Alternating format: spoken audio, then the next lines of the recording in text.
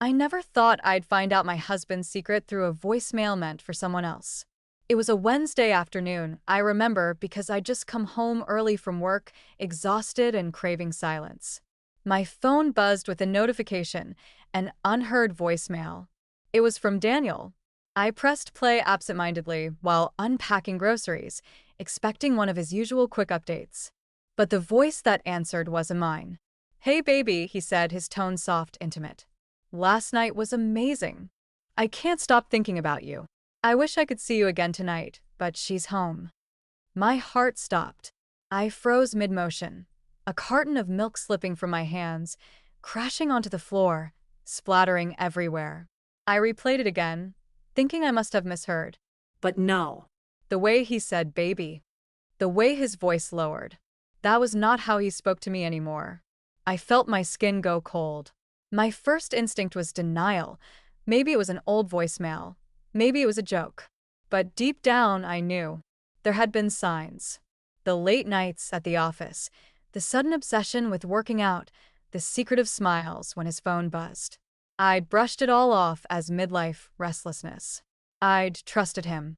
And now, standing in that kitchen with milk pooling around my feet, I realized I'd been living in a lie.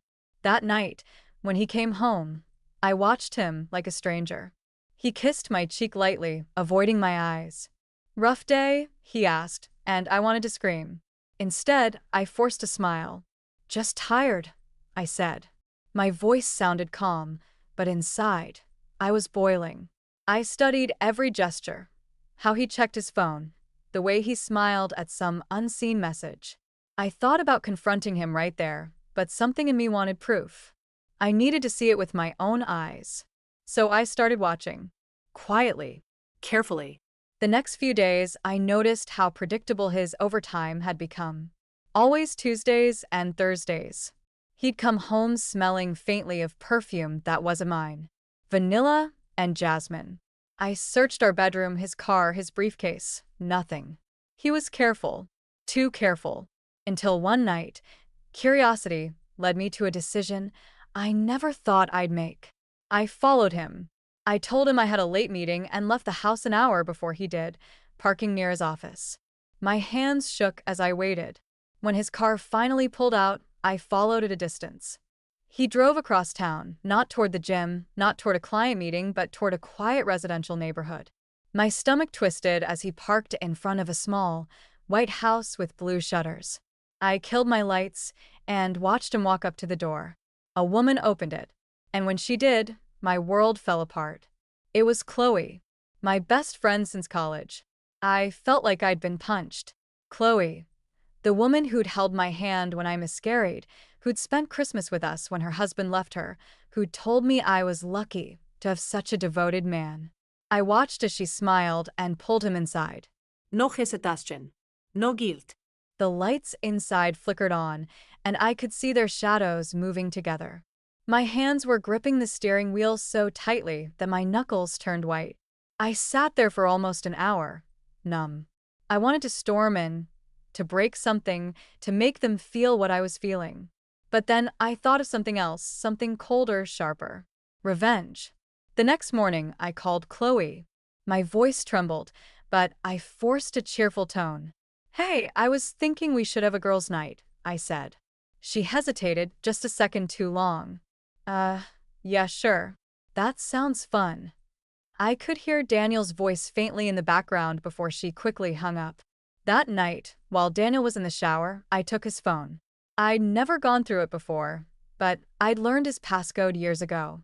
It was still my birthday, a detail that almost made me laugh in its cruelty. I opened his messages and scrolled.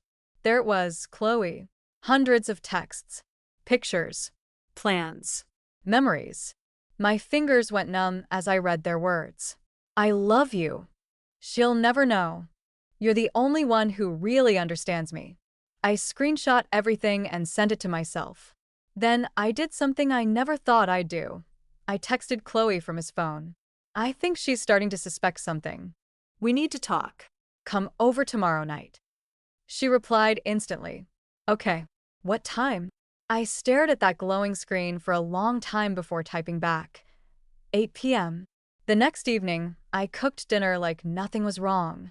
Daniel sat across from me, smiling, telling me about some fake meeting that ran long. I played my part perfectly, nodding, laughing, pretending to believe every word. At 7:55, the doorbell rang. He looked confused. "Expecting someone?" he asked. "Yeah," I said softly. "You are." He frowned, but before he could say anything, I opened the door. There stood Chloe, wearing that same perfume, vanilla and jasmine. She froze when she saw Daniel sitting there. The color drained from her face. "Oh," she whispered. "Oh my God." Daniel's expression twisted from confusion to terror in seconds. What is this?" he stammered. I smiled. "Dinner," I said. "I thought we should all finally sit down together. You know, since you've been spending so much time with each other behind my back." The silence that followed was unbearable. Chloe tried to speak, but I raised my hand. "Don't," I said quietly. "You've both said enough." Daniel stood up, reaching for me, his voice breaking. "It's not what you think." "No," I interrupted. "It's exactly what I think." I walked to the kitchen, pulled out the printed screenshots, and dropped them on the table between them. "Here's your love story. Read it together." Neither of them spoke. I could see guilt, fear, and something else, shame, maybe, flash across their faces. I turned to leave, but before I did, I looked at Chloe. "You said once you'd never hurt me," I said softly. "Guess we both overestimated your loyalty." I walked out and didn't look back. But the story didn't end there. Because a week later, something happened that changed everything again. A week after that night, I thought the worst was over. I'd kicked Daniel out, blocked Chloe everywhere, and tried to breathe again. But grief doesn't leave quietly. It lingers like smoke. Every morning I'd wake up reaching for someone who wasn't there anymore. Every corner of the house whispered their betrayal. His toothbrush still sat by the sink. Her scarf, one she'd forgotten months ago, was still hanging on the back of a chair in our hallway. I couldn't bring myself to throw them away. They were proof, and I needed proof to remind myself I wasn't crazy. I spent days on autopilot. Work, home, silence. My coworkers noticed the change. My boss, Mrs. Conway, pulled me aside one day and said gently, "You seem somewhere else lately." I forced a smile. "Just tired," I lied. But inside, I was unraveling. I couldn't focus, couldn't sleep, couldn't stop replaying their voices in my head. And yet, part of me still needed answers. Why? How long? Was it love or just lust? On the fourth night after Daniel moved out, I got an email from an unknown address. No subject line, just a single attachment, a photo. My hands trembled as I opened it. It was Daniel and Chloe, sitting in a restaurant I didn't recognize, holding hands. The timestamp said yesterday. My heart raced. So they were still seeing each other. I thought that night had ended them. But apparently, humiliation wasn't enough. I sat there staring at the screen until tears blurred my vision. That's when something inside me snapped. I'd given them their chance to explain, to apologize, and they'd chosen to keep going. Fine. If they wanted a new life together, I'd make sure it started with truth. The next morning, I drove to Chloe's workplace. She managed a small design firm downtown, the same one that had hired me years ago before I left for my current job. I waited outside until she came out for coffee. When she saw me, she froze mid-step. "Oh my God," she murmured, glancing around like she'd seen a ghost. I smiled, cold, calm. "Relax. I'm not here to cause a scene." "What do you want, Emily?" "I just wanted to ask," I said, tilting my head. "Was any of it ever real? The friendship, the advice, the late-night talks about how lonely you were? Or was that all part of your warm-up act for my husband?" Her lips trembled. "It wasn't like that," she said. "Then tell me how it was." Silence. She didn't answer. She just stared down at her coffee, hands shaking. I stepped closer, lowering my voice. "I hope he's worth it, Chloe. Because everything he did to me, he'll do to you. That's who he is." Her eyes filled with tears, but I didn't care anymore. I walked away before she could say anything else. I thought that was the last time I'd ever see her. But I was wrong. 2 nights later, I was home when someone knocked at my door around midnight. I hesitated before opening it. And there she was again, Chloe. Her hair was a mess, her face pale. "Please," she said. I didn't know where else to go. I wanted to slam the door. "You've got to be kidding me." "Daniel's gone," she whispered. "He's disappeared. He left his stuff at my place and vanished. He's not answering calls, his job says he quit. I don't know what's happening." For a moment, I just stared at her. Then I laughed, a bitter, hollow sound. "So now you know what it feels like." "I'm serious," she said desperately. "He told me he was getting divorced, that you were okay with it. Then yesterday he said he had to go tie up loose ends. That was the last thing he said before he left." A chill ran through me. "Loose ends." She nodded. "I think he's hiding something. He kept getting these calls from a blocked number for weeks. Every time he'd get one, he'd step outside. I asked who it was, and he said it was just a client. But the last time I overheard him, he sounded scared. Like really scared." Something about her tone made my stomach twist. This wasn't just guilt or panic. There was genuine fear in her eyes. I motioned her inside reluctantly. She sat on the couch, clutching her bag like it was a lifeline. "He told me things," she said quietly. "About his job. About money. I think he was into something illegal." I frowned. "Daniel? He can barely handle our taxes." "I'm serious, Emily. He said someone was threatening him. That if he didn't pay back what he owed, they'd come after him and you." My blood ran cold. "Me?" She nodded. "He said he made a mistake. That he never meant for any of this to touch you." I didn't know what to say. My anger, my heartbreak, all of it blurred into confusion. Was this just another lie, or was Daniel actually in danger? After Chloe left, I couldn't sleep. I sat in bed staring at my phone, scrolling through old messages, looking for any clue. Then I remembered his laptop. He'd left it behind when he moved out. It was in the closet. I pulled it out, plugged it in, and opened it. The password was still my name. I searched through his emails, his files. Nothing unusual at first. Until I found a folder labeled work_archive. Inside were dozens of encrypted documents and one video file. My hands trembled as I clicked play. The screen showed Daniel sitting at his office desk, looking nervous. He was talking to someone behind the camera. "I don't have the money yet," he said. "I just need more time." A voice replied, low and distorted. "You don't get more time, Daniel. You shouldn't have taken what wasn't yours." The video cut off abruptly. I sat there in silence, my heart pounding. What had he taken? Who was that voice? Suddenly, my phone buzzed. A new message from an unknown number. "Stop looking for him." My breath caught in my throat. I stared at the screen, terrified. Then another message followed. "You'll regret it if you do." That night, I locked every door and window. For the first time since the affair, I wasn't angry. I was afraid. Something was deeply wrong, and Daniel was at the center of it. But the next morning, fear turned into determination. If he dragged me into something dangerous, I needed to know what it was. I started digging through bank statements, old emails, even contacting one of his coworkers under the pretense of returning his things. That's when I learned something that made my blood run cold. Daniel had been embezzling money from his company. For over a year, he'd forged signatures, falsified reports, funneled funds into an offshore account. And when the company began investigating, he panicked. The woman he'd been seeing behind my back wasn't his only secret. He'd been stealing, and someone out there wanted payback.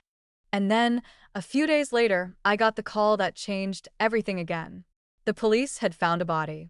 They needed me to come in for identification.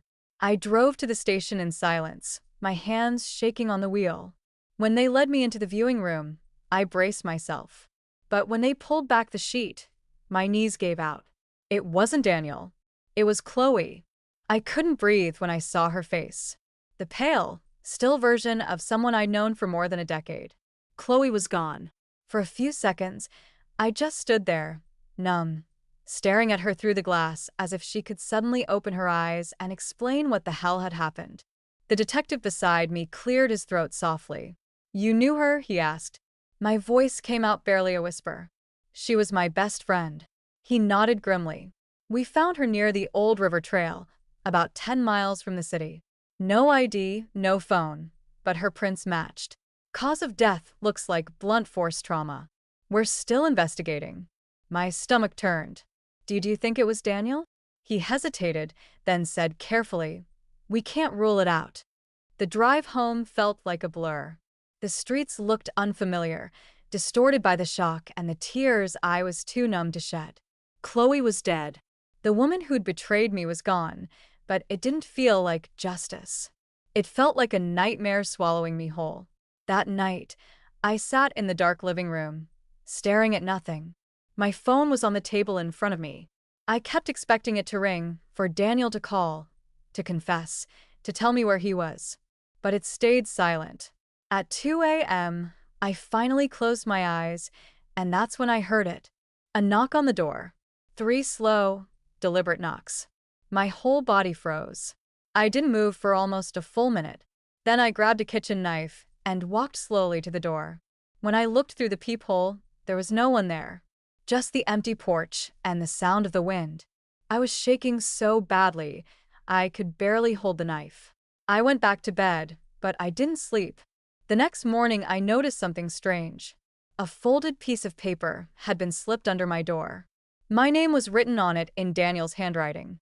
Inside was a single sentence: "Don't trust them. They know everything."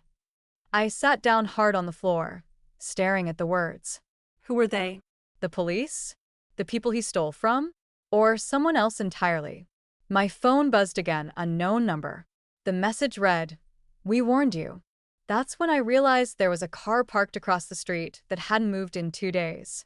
A dark gray sedan, tinted windows, no plates. Every time I glanced out the window, I felt eyes on me. I called the detective, his name was Harris, and told him everything. The notes, the car, the messages. He told me not to panic. "We'll send someone by to check," he said. But no one came that day. Or the next. The car stayed. Then on the 3rd night, it was gone. I should have felt relief, but instead there was this hollow dread, like the silence before a storm. I couldn't take it anymore. I needed to know what Daniel had done and why Chloe had to die for it. So I went back to his laptop. I remembered the encrypted files I hadn't been able to open before. I searched online for decryption software, spent hours trying passwords, our anniversary, his mother's birthday, his childhood dog, until finally one of them worked. The folder opened, and inside were dozens of documents, bank transfers, fake names, offshore accounts. But one file stood out: Confession MP4. My pulse thundered as I clicked it open. The video showed Daniel sitting in our living room, looking straight into the camera. His eyes were bloodshot, his hands shaking. "If you're watching this, it means I couldn't fix it," he said. "I never meant for it to get this far. I just wanted to give you the life you deserved, Emily. But I made a mistake, several actually. And I dragged Chloe into it. She didn't know everything, not at first. But when she found out, she tried to help me get out." My throat tightened. The money I took, it wasn't just from the company. It was from someone I thought I could handle. I was wrong. "They're dangerous, Emily. You need to leave town. They'll come after anyone connected to me. They already said your name." The video glitched, then continued. "I don't know if I can protect you anymore. I'm sorry for everything. For the lies, the affair, all of it.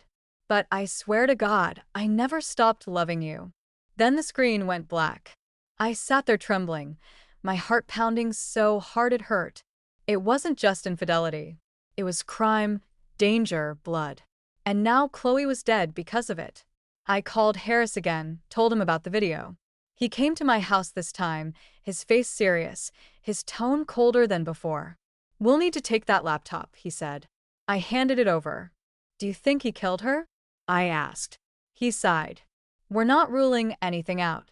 But I'll be honest with you, your husband's probably not running anymore." "What do you mean?"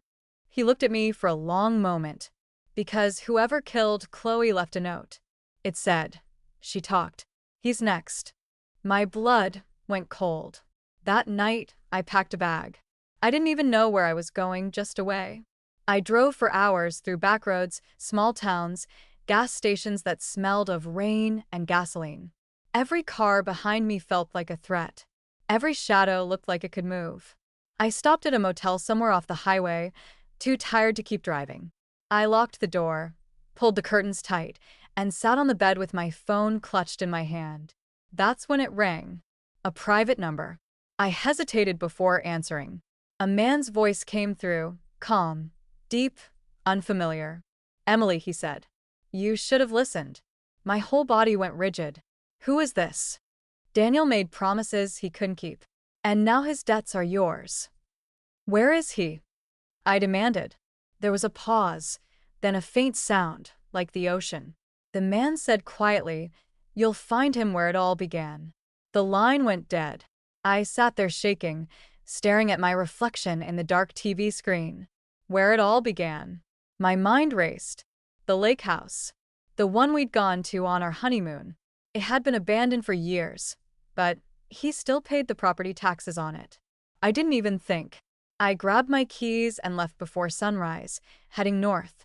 By the time I reached the lake, the fog was thick and the air was heavy with silence. The house stood exactly as I remembered, weathered, lonely, forgotten. I parked the car and walked slowly to the porch. The door was unlocked. Inside, it smelled of damp wood and dust. My footsteps echoed on the floorboards. Then I saw it, his jacket on the couch. And next to it, a phone, still glowing with a single unread message. It was from an unknown number. We said no witnesses. I turned toward the hallway and froze. Because someone was standing there, watching me. For a moment I couldn't move, couldn't even breathe. The figure in the hallway didn't speak, didn't move, just stood there half in shadow, half illuminated by the faint gray light filtering through the cracked window. My mind screamed that it was Daniel, but my heart refused to believe it. Slowly, he stepped forward, and it was him. Gaunt, pale, with a beard I'd never seen before, eyes hollow and desperate. "Emily," he whispered, his voice raw, broken.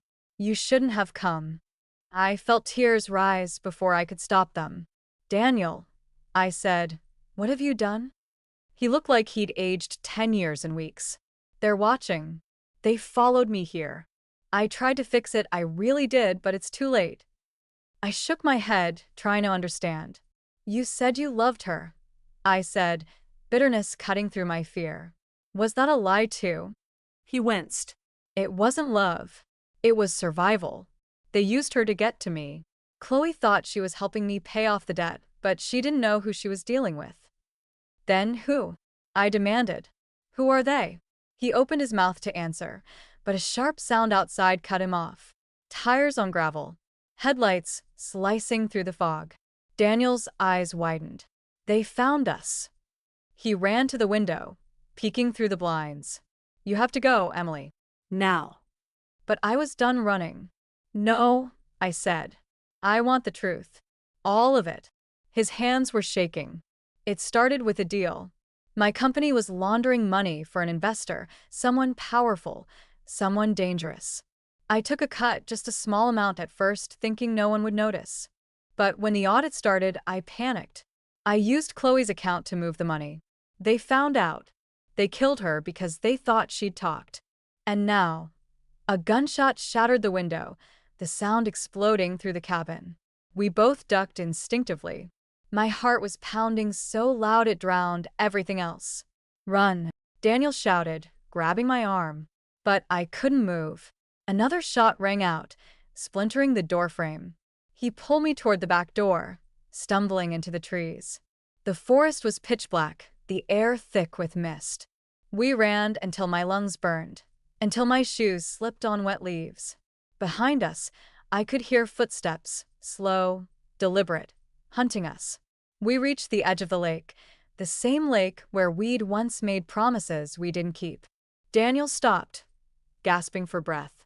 "If they find us," he said, "they'll kill you too. I can't let that happen." "What are you talking about?" I cried. He looked at me with something like peace in his eyes. I made another deal. One last trade. He pressed something into my hand, a small flash drive, cold and metallic. Everything's on there.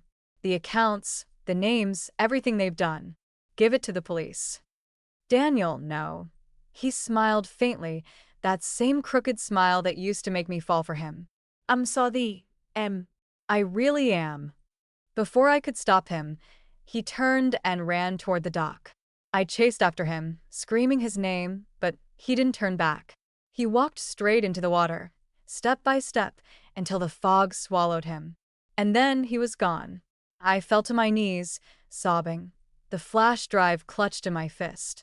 The sound of footsteps came closer from the woods. I turned, expecting a stranger, but instead, Detective Harris stepped out of the shadows, gun drawn. Emily, he said calmly, it's over. I stared at him, trembling. You followed me? He nodded. You shouldn't have gotten involved. This wasn't your fight. My mind was spinning. You knew, I whispered. You knew about them. His expression didn't change. You were supposed to hand over the files quietly. Instead, you ran. He took a step closer, and in that moment I understood. He wasn't protecting me. He was one of them. Where's Daniel? He asked. What did he give you? I backed away, clutching the flash drive. He's gone, I said. And you'll never get this. Harris raised the gun. You don't understand, Emily. You're already in too deep. I turned and ran before he could pull the trigger, crashing through the underbrush, branches tearing at my clothes. I didn't look back until I reached the road and flagged down a passing truck. The driver, an old man, looked startled as I begged him to take me to the nearest police station 2 towns over. When we arrived, I handed over the flash drive, shaking, crying, unable to explain everything. They took me in, questioned me for hours, and finally, one of the federal agents said quietly, "You did the right thing. That drive exposes a major network." But your husband, he hesitated. We never found a body. Weeks passed. Investigations launched. Headlines exploded about a corporate crime ring tied to embezzlement, fraud, even organized murder. Detective Harris's name appeared among the arrested. But Daniel's name, his fate, remained a mystery. They never recovered him from the lake. Sometimes, late at night, I still dream of that foggy shoreline, of his voice whispering my name, of the sound of water rippling just beyond sight. And then, one morning, months later, I found a letter in my mailbox with no return address. Inside, a single note written in his handwriting. I told you I'd fix it. Start over. Live. No explanation. No signature. Just that. And for the first time in months, I didn't feel hate or fear, just a hollow, aching kind of peace. Maybe he was alive. Maybe he wasn't. Maybe he'd finally done something right. But one question still haunts me every night when I close my eyes. If he's really gone, then who slipped that note into my locked mailbox? What would you do if the person who betrayed you came back from the dead to protect you?